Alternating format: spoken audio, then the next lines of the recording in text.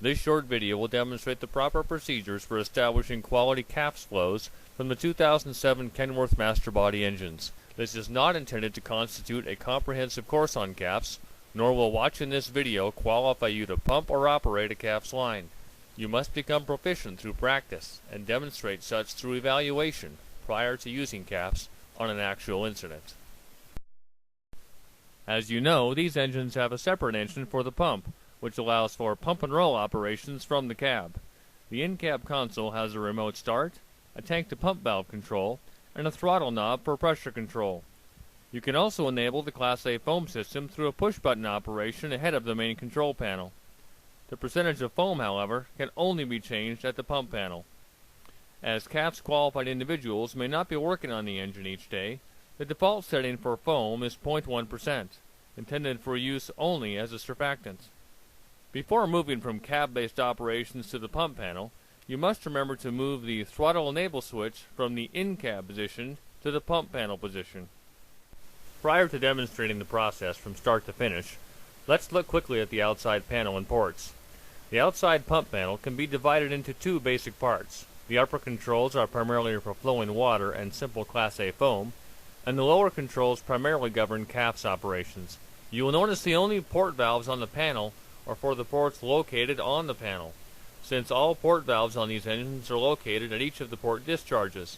This can make it a challenge to govern flow and pressure at each port, whether flowing CAFS or water from multiple lines. There are a total of 6 CAFS-capable ports: the 2 side pre-connects, the 2 front discharges, the rear 2.5 blitz line, and the rear red line. Only the flow from these ports registers on the Foam Pro flow meter. The most common method of initiating pump operations is from the cab, which we will demonstrate here. You will find it easiest to work your way up the cab panel from the bottom to the top. First, select the cab position for the throttle control selector, if you intend to pump and roll or control pressures from the cab. Start the pump engine. Ensure tank to pump is fully open. Then engage the Foam Pro. When moving to the outside pump panel, be sure to move the throttle enable switch back to the pump panel position. As the default Foam Pro setting is at 0.1%, CAFS operations must be initiated at the outside pump panel. After verifying idle pressure on the compound gauge, the pump control preset pressure is selected, providing adequate water flow at 100 psi. Next, the engineer will engage the CAFS compressor PTO, move the run-unload switch to run, and engage the high idle by moving the high idle switch up 2 times. You can verify CAFS operation by checking the pressure at the compressor, which should correspond to the pressure at the pump. For a wet CAFS stream, the Foam Pro proportioner is set to 0.4%. This is designed for most types of fire attack, including interior operations. As always, the engineer must ensure the hose completely clears the bed before charging the line. Water should always be added to the line first. Once water is flowing to the line, the CAFS air can then be included. This sequence ensures that the nozzle man will have something to work with if needed while preparing the line for attack. If a fog nozzle is carried on the line, this must be removed and replaced with a smoothbore tip. The open butt may also be used, but the reach will be limited to about 105 feet versus 130 feet with a 15/16 tip.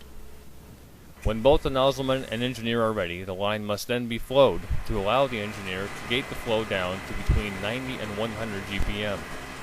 The nozzleman flows for a few seconds until he observes a conversion of the flow to a smooth, high-energy CAFS stream. Once the optimal stream is achieved, the nozzleman can shut the bail and advance the line.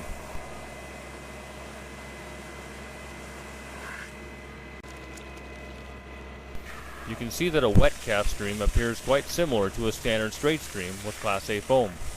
The CAFS droplets, however, are consistently much finer and have the ability to absorb heat much more efficiently.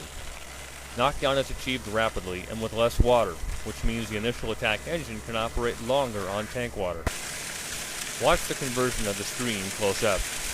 You will also feel a lightening of the line and a modest decrease in back pressure. As mentioned previously, a 1 3/8 inch open butt will produce a stream with a reach of about 105 feet.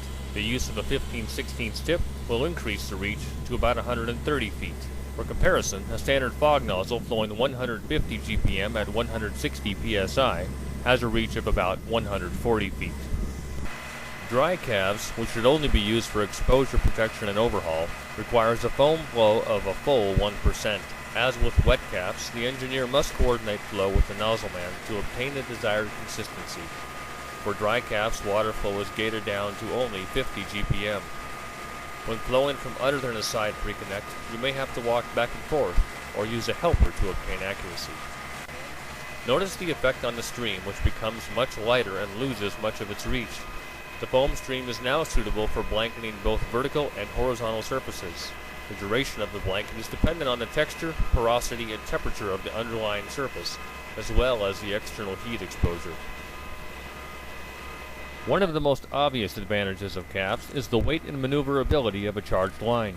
These lines are easily advanced and flowed by one person.